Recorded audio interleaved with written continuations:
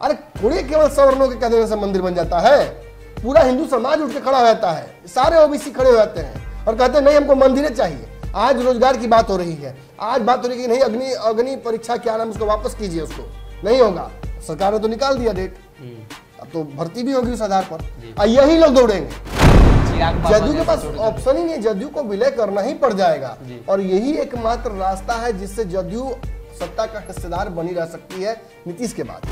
उपेंद्र कुशवाहा को जितनी फजीहत कर रहे हैं भाजपा के लोग, मुझे समझ में नहीं आ रहा है कि उपेंद्र कुशवाहा का साथ कौन देगा इस स्थिति में। तो ललन सिंह भी क्राइम में इक्वल पार्टनर है, ललन सिंह भी भाजपा लोगों को अनशन बोल रहे हैं, लेकिन जब उधर से हमला हो रहा है तो ललन सिंह को आप हटिए ना, तनी उपेंद्र कुशवाहा से बतियान दीजिए, हरियाएंगे इसे। अपना आपको मिल नहीं रहा है उतना वोट के आप सरकार बना पाइए अपने दम पर। गठबंधनों की राजनीति हो रही है, भाजपा आपको मुख्यमंत्री बना रही है अपने विधायक ज्यादा होने के बावजूद भी। अब क्या चाहिए आपका प्रधानमंत्री बना दिया जाए और नीतीश कुमार अपनी पार्टी को मजबूत ललन सिंह और उपेंद्र कुशवाहा के भरोसे, अशोक चौधरी या संजय झा के भरोसे ये पार्टी कभी भी चुनावी रणनीतियों में मजबूत नहीं हो सकती है।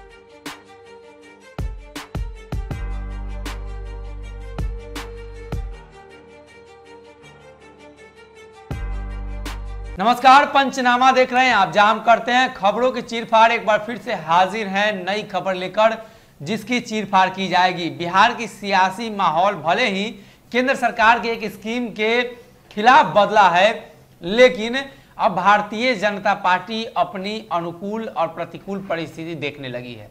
ये मामला काफी लंबे समय से है और यूं कहें तो भाजपा नीतीश से उब चुकी है और कहीं ना कहीं नीतीश का रिप्लेसमेंट ढूंढ रही है, लेकिन नीतीश के रिप्लेसमेंट के तौर पे नीतीश से अच्छा चेहरा कोई है नहीं उनके पास। तो ऐसे में भाजपा इंतजार कर रही है कि नीतीश कुमार कब छोड़ते हैं। अब ऐसा ही बयान निकलकर सामने आया है कि नीतीश कुमार को आज न कल जाना ही होगा। अब जाना होगा कुर्सी से, दिल्ली जाना होगा बिहार की कुर्सी को छोड़कर, या कहाँ जाना होगा ये भाजपा के नेता बता पाएंगे, इसलिए कि उन्हीं का बयान है। इसी पर चर्चा करेंगे, डॉक्टर साहब भी हैं। चलते हैं डॉक्टर साहब, नीतीश कुमार को अब जाना होगा। चर्चा तो काफी इस बार जब सरकार बनी उस समय से ही है, लेकिन कोई हिम्मत नहीं कर पा रहा है कि डायरेक्ट बोल दे कि आप छोड़ दीजिए। धोखा दे जाते हैं वाहिदे अल्फाज, किस्तों में पढ़ रहे हो नजरों की ये किताब, जैसे कि पकड़ी जाती है बिहार में शराब। मतलब बिहार में शराब है भी, पकड़ी भी जाती है, लेकिन किस्त में पकड़ी जाती है, एक मुश्त नहीं पकड़ाता है। इसका कोई इलाज नहीं है, ये लाइलाज है। ये जरूर प्रावधान कर दिया गया है कि बिहार में कि भाई शराब नहीं पीना है, लेकिन पी सब रहे हैं, बेच कई जगहों पे लोग रहे हैं, हर मोहल्ले में बाकायदा मैखानों का लिस्ट है, घर पर पहुंचता है। इसी तरीके से एनडीए का विवाद है, सबको पता है विवाद है, सबको पता है कि ये सरकार नहीं चलेगी, लेकिन फिर भी मजबूरी वश चलाया जा रहा है सरकार को। सबको पता है कि 5 साल तो किसी हाल में सरकार नहीं पूरी करेगी, 24 में चुनाव आ जाएगा और 24 के चुनाव में लगभग सब कुछ हो जाएगा जो होना है। लेकिन मैंने आपको पहले भी कहा था कि बीच बीच में ऐसे कई समय आएंगे, ऐसे वक्त आएंगे जिसमें परिस्थितियां आएंगी जिसकी वजह से लगेगा कि गठबंधन आज ही टूट जाएगा या कल टूट जाएगा। परसों खबर आई थी, हमने सबसे पहले वो खबर चलाई थी कि नीतीश कुमार बहुत नाराज है और उनकी नाराजगी का फलसफा ये है कि ललन सिंह और उपेंद्र कुशवाहा ने असंवैधानिक, असंसदीय शब्दों का प्रयोग किया भाजपा के अध्यक्ष के लिए। फिर भाजपा भी रिटर्न में वही सारी बातें कर चुकी, भाजपा ने भी असंसदीय भाषा का प्रयोग किया, लंपट, अनाड़ी, पता नहीं क्या क्या कह दिया। अब चोरे चूहे का कहना बाकी था, अब माय बहन करना बाकी था, बाकी तो सब हो गया। उपेंद्र कुशवाहा को जितनी फजीहत कर रहे हैं भाजपा के लोग, मुझे समझ में नहीं आ रहा है कि उपेंद्र कुशवाहा का साथ कौन देगा इस स्थिति में। ललन सिंह भी क्राइम में इक्वल पार्टनर है, ललन सिंह भी भाजपा लोगों को अनशन बोल रहे हैं, लेकिन जब उधर से हमला हो रहा है तो ललन सिंह को आप हटिए ना, तनी उपेंद्र कुशवाहा से बतियान दीजिए, हरियाएंगे इसे। हाँ, उसका कारण भी है। देखिए नीतीश लौकुश मजबूत करना चाहते हैं। उपेंद्र कुशवाहा की जो छुट्टी की जो एंट्री हुई है उससे आरसीपी का कद घटा है। आरसीपी के लिए जो जहर बोया गया इस पार्टी में वो उपेंद्र कुशवाहा ने किया है। ललन सिंह आरसीपी में बड़ा बढ़िया पटता था, आज नहीं पट रहा, तो उसका सबसे बड़ा कारण कहा था कि उपेंद्र कुशवाहा ही है। नीतीश कुमार के कान में भी जो जितना भरा गया आज तक कि भाजपा के साथ देखिए मिलकर आरसीपी सिंह कमजोर किया आपको, आरसीपी सिंह को आइडिया था कि पर्दे के पीछे खेला हो रहा है, कायदे से एकदम तरीके से चिराग पासवान को पार्टी से इंडी गठबंधन से बाहर करके आपके खिलाफ किया गया। तो ये सारा फील्डिंग उपेंद्र कुशवाहा ने किया आरसीपी सिंह के खिलाफ, और आरसीपी सिंह आज बिल्कुल शहीद हो गए हैं। भाजपा को लगता है कि आरसीपी सिंह ही वो कारण, उपेंद्र कुशवाहा ही वो कारण है जिसके चलते रिश्ता दोनों के बीच खराब है, और कुछ हद तक हम भी ये मानते हैं। मीडिया का एक बड़ा धड़ा मानता है कि बहुत महत्वाकांक्षी नेता है उपेंद्र कुशवाहा, शालीन है, बहुत शब्दों की मर्यादा जानते हैं, लेकिन महत्वाकांक्षा बहुत बड़ी है उनकी, और उस महत्वाकांक्षा के चलते अपनी पार्टी तक वो सामान बचा नहीं पाए।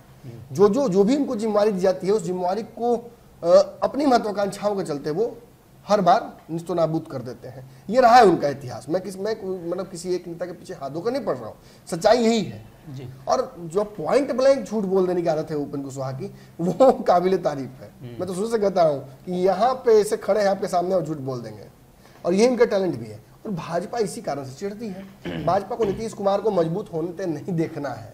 भाजपा लौकुश समीकरण को बिहार में मजबूत होकर नीतीश कुमार का वोट बढ़ता नहीं देख सकती जी।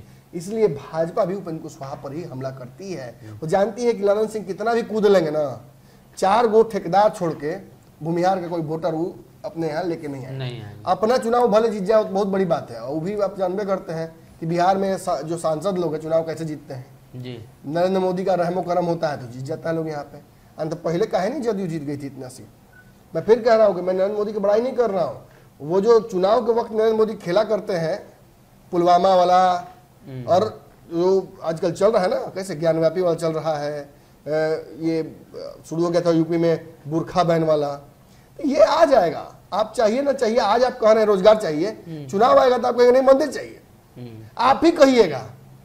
अरे थोड़ी केवल सवर्णों के कह देने से मंदिर बन जाता है, पूरा हिंदू समाज उठ के खड़ा हो जाता है, सारे ओबीसी खड़े हो जाते हैं और कहते हैं नहीं हमको मंदिरें चाहिए। आज रोजगार की बात हो रही है, आज बात हो रही है कि नहीं अग्नि परीक्षा क्या नाम उसको वापस कीजिए, उसको नहीं होगा, सरकार ने तो निकाल दिया डेट, अब तो भर्ती भी होगी उस आधार पर। और यही लोग दौड़ेंगे, यही लोग दौड़ेंगे उसमें, और फिर भी सार्वजनिक संपत्ति का नुकसान करेंगे, ये सारी चीजें करेंगे। मैं फिर ये बात बोल दूं कि ये जो दौड़ेंगे और जो नुकसान किया है दोनों अलग अलग है, समझने की आवश्यकता है।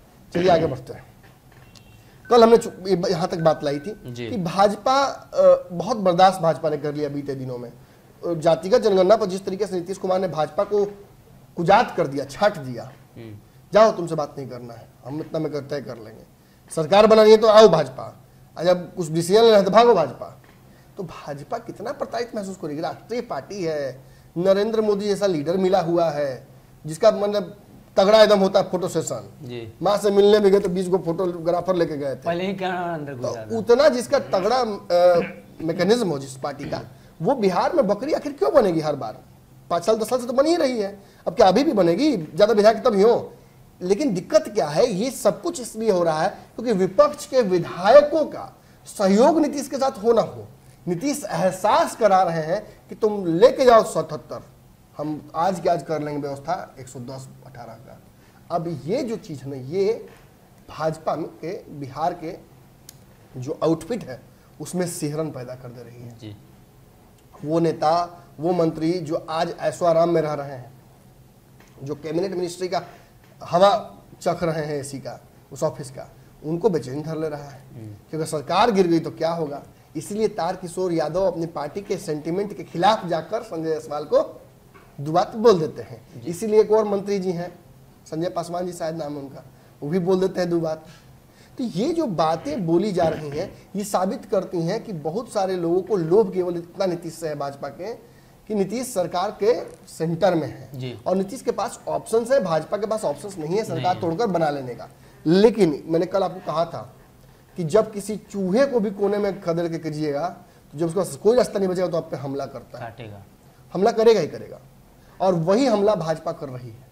भाजपा ने कल ही जो पासा पलटा, ललन सिंह का बयान, फिर आपने सुना था उपेंद्र कुशवाहा का बयान, फिर बीच में किसी तरह का बयान आया, और बिहार के लल्लू चप्पू नेता तो बोलते ही रहते हैं। इस पर क्या हुआ, इस पर स्टैंड जो लिया भाजपा ने, कल क्या लिया था?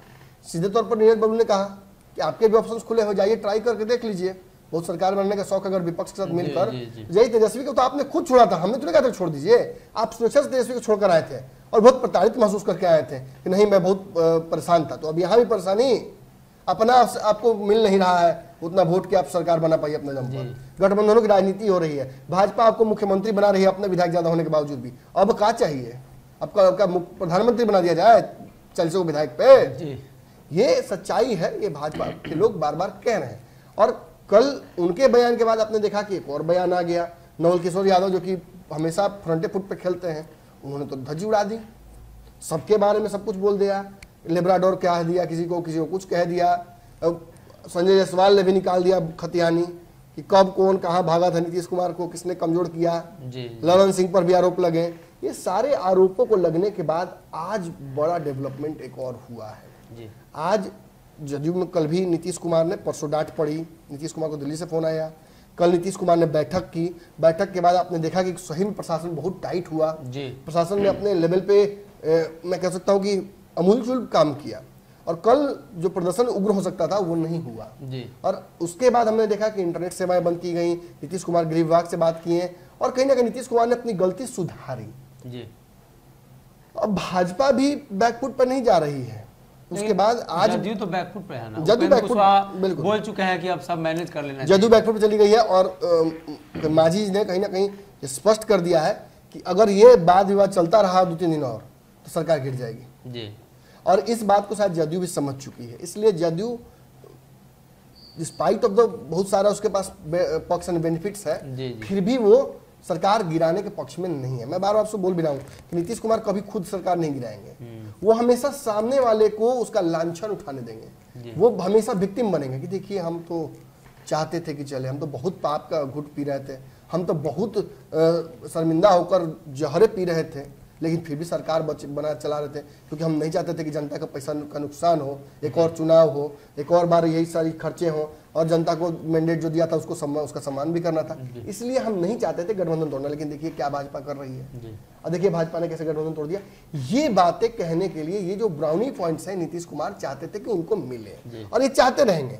तो कहीं ना कहीं भाजपा को उबिया देना है, भाजपा पर इतना हमला कर देना कि भाजपा बेचारों की सरकार को गिरा दे। तो भाजपा अभी देखिए बैकफुट पर खेलने वाली नहीं है। भाजपा ने स्पष्ट कर दिया। आज का जो बयान है वो आप ही बताइए पहले। जी, आज के भाजपा की तरफ से 2-3 नेताओं ने बयान दिया है। सबसे पहले नवल किशोर यादव की बात करें तो वो तो उपेंद्र कुशवाहा को पहले ही यो कहे तो राजनीतिक रूप से नंगा कर चुके हैं जी। अब दूसरी तरफ आते हैं हरिभूषण ठाकुर बचौल, जो काफी विवादास्पद बयानों की वजह से जाने जाते हैं। सभी लोग सोच रहे हो कि हम उनके विवादित तो है कि वाई सिक्योरिटी देना पड़ गया। हाँ, सिक्योरिटी उनको वाई सिक्योरिटी देना पड़ा, लेकिन सभी लोग सोचेंगे कि उनके बयान को हम लोग इतना सीरियस क्यों ले रहे हैं। तो भाजपा जिन 12 नेताओं को वाई सिक्योरिटी दी है बिहार में, उसमें बचौल शामिल है। बचौल किनके खिलाफ जीते हैं। और एक और बात देखिए, अगर बचौल के बयान इतने हल्के होते हैं, संजय जायसवाल का बयान इतना हल्का होता, या घर के भगावल होते हैं, तो भाजपा का शिष्ट नेतृत्व उनको चुप करा था, जैसे गिरिराज सिंह को चुप कराया गया था। चुप नहीं कराया बचौल मतलब जी, बचौल इतने हल्के होते तो चुनाव से पहले ही बचौल ने कह दिया था कि मुकेश सैनी वहां लड़ेंगे तो यहाँ दिक्कत हो जाएगा। वही बात है, अजय निषाद के पहले भाजपा की रणनीतियों का हिस्सा ही नेता है जी। वो गिरिराज सिंह वाले प्लान पर अभी नहीं जा रहे हैं, गिरिराज सिंह को चुप कराया हुआ है, लेकिन इन नेताओं को छुट्टी दी गई है कि आप अपने हिसाब से पार्टी को डिफेंड कीजिए, और किसी भी नेता पर कोई जदयू का लोग ही क्यों ना हमला करे, आप जवाब दीजिए, मुंहतोड़ जवाब दीजिए। और आज जो बचौल ने कह दिया है, स्पष्ट रूप से उन्होंने कहा है कि नीतीश जी कितने दिनों तक मुख्यमंत्री रहेंगे, खुदा न खास कभी न कभी उनको जाना होगा, अब दिल्ली जाना होगा। ऐसे राम राम करते, लेकिन आज खुदा को याद किए हैं जी, और कह दिए हैं कि नीतीश कुमार कितना दिन रहेंगे मुख्यमंत्री, कितना दिन जिएंगे, ये भी बोल दिया है। मतलब स्पष्ट है। देखिए इंतजार कर रहे हैं वो लोग नीतीश के जाने का, बिल्कुल कहीं जाए लेकिन जाए जी। अब नीतीश जी को भेजना जरूरी हो गया है भाजपा की तरफ से, और भाजपा की रणनीतियों का हिस्सा ही है कि नीतीश कुमार कहीं सेट हो जाए। अरे राष्ट्रपति नहीं उपराष्ट्रपति बन जाए, राज्यसभा नहीं तो कम से कम लोकसभा चुनाव लड़ने चले जाए, लेकिन नीतीश कुमार जाए ताकि इस कुर्सी पर भाजपा अपना जी नेता, अपना मुख्यमंत्री बिठा सके। इस बात को भी स्पष्ट कर दिया है कि जो लोग ख्वाब देख रहे हैं कि जदयू नीतीश के बाद, जदयू में है कौन, जदयू कौन चलाएगा नीतीश के बाद, हमारा संबंध नीतीश जी से है, बाकी कौन लोग क्या बोलते हैं। अब सही बात है कि नीतीश कुमार अगर नहीं जदयू में रहेंगे, या अगर वो मान लीजिए कि राष्ट्रपति उपराष्ट्रपति बन जाते हैं, तो आपको क्या लगता है कि जदयू का क्या होगा। जिस दिन नीतीश कुमार उच्च सदन में जाएंगे या ऊंचे पदों पर जाएंगे, उस दिन पार्टी का विलय कागज पे साइन करके तब जाएंगे। आरसीपी सिंह के साथ जो हुआ है, भाजपा उसे देख रही है, सब कुछ नोट किया जा रहा है। नीतीश के बाद बिहार में 2 बड़ी पार्टियां बच जाएगी, भाजपा और राजद। बाकी जी। सभी लोग चिराग जदयू के पासवान पास जैसे ऑप्शन ही नहीं, जदयू को विलय करना ही पड़ जाएगा जी। और यही एकमात्र रास्ता है जिससे जदयू सत्ता का हिस्सेदार बनी रह सकती है नीतीश के बाद। और आज बचौल के इस बयान में, भले ही बयान किसी ऐसे व्यक्ति ने दिया है जो ऐसे बयान देता रहा है, लेकिन उसके बयानों का इम्पैक्ट बिहार की राजनीति में होता रहा है, इसलिए आप हल्का मत समझिएगा। जो वो कहते हैं कि भाजपा नीतीश कुमार के बाद के प्लान्स को अपने मोशन में लाई हुई है और नीतीश कब तक रहेंगे मुख्यमंत्री या कब तक माने इस धरती पर ही रहेंगे, तो समझ लीजिए भाजपा नीतीश कुमार के आगे की रणनीतियों पर काम करना शुरू कर चुकी है। भाजपा के कोई भी नेता ऐसे अलूल जरूर बयान नहीं देते हैं, दे भी दे, लेकिन मैं बार बार वही कह रहा हूं कि बयान का जिसका इम्पैक्ट है वो अगर वो बयान दे रहा है तो भैया आप समझिए कि कुछ ना कुछ पर्दे के पीछे खेला फिर भाजपा कर रही है। अक्सर आप देखिएगा जो फिल्म देख के आते हैं उसका गाना दिन भर गुनगुनाते हैं। जी ये कौन सा फिल्म देखे हैं? ये जरूर कोई ना कोई फिल्म अमित शाह और इन लोगों के साथ बैठ के देखे हैं, उसी फिल्म का ही गाना बार बार गुनगुना रहे कि नीतीश जी कितना दिन। वही हाल है। देखिए नीतीश जी को तो जाना है तय, ये नीतीश का आखिरी टर्म है मेरे हिसाब से। मैं श्योर मान के चल रहा हूँ कि इसके बाद नीतीश कुमार को ना जनता चुनने जा रही है, ना किसी गठबंधन का वो नेता बन सकते हैं, और उनको मुख्यमंत्री तो भाजपा और राजद अब बनाने से रही। और नीतीश कुमार अपनी पार्टी को मजबूत ना ललन सिंह और उपेंद्र कुशवाहा के भरोसे, अशोक चौधरी या संजय झा के भरोसे ये पार्टी कभी भी चुनावी रणनीतियों में मजबूत नहीं हो सकती है। इसे जमीनी नेता चाहिए। आरसीपी सिंह जमीनी नेता थे कि नहीं थे इस पर भी मुझे शक है, लेकिन संगठन का बड़ा हिस्सा आज भी उनके हाथ में है जी। और जब आपस में ही द्वंद्व नीतीश कुमार ने कर दिया तो इतना समझ नीतीश कुमार भी अंदर अंदर जदयू के भविष्य का फैसला कर चुके हैं। वो भी सोच कर चले हैं कि कुछ बढ़िया खरीदार मिलेगा तभी बेचेंगे, तो बढ़िया ऑफर मिलेगा तभी इसका विलय करेंगे।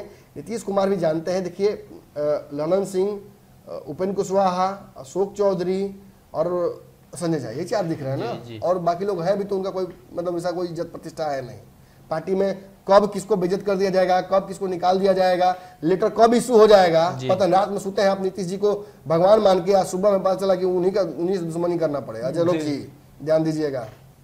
तो कहीं ना कहीं नीतीश कुमार को लेकर जो भारतीय जनता पार्टी ने आज बयान दिया है उससे स्पष्ट होता है कि भाजपा की आगे की रणनीति क्या है और भाजपा आगे क्या प्लान बना रही है और क्यों भाजपा इतने दिनों से नीतीश कुमार के पीछे है। इतनी बेइज्जती सहने के बाद भी लगातार जदयू भाजपा पर अटैक करती है और भारतीय जनता पार्टी उसे मैनेज कर लेती है। ये तमाम चीजें कहीं ना कहीं इसी चीज का संदेश देती है कि भाजपा पीछे है, मतलब आगे की रेस की तैयारी कर रही है। फिलहाल के लिए इस पंचनामा में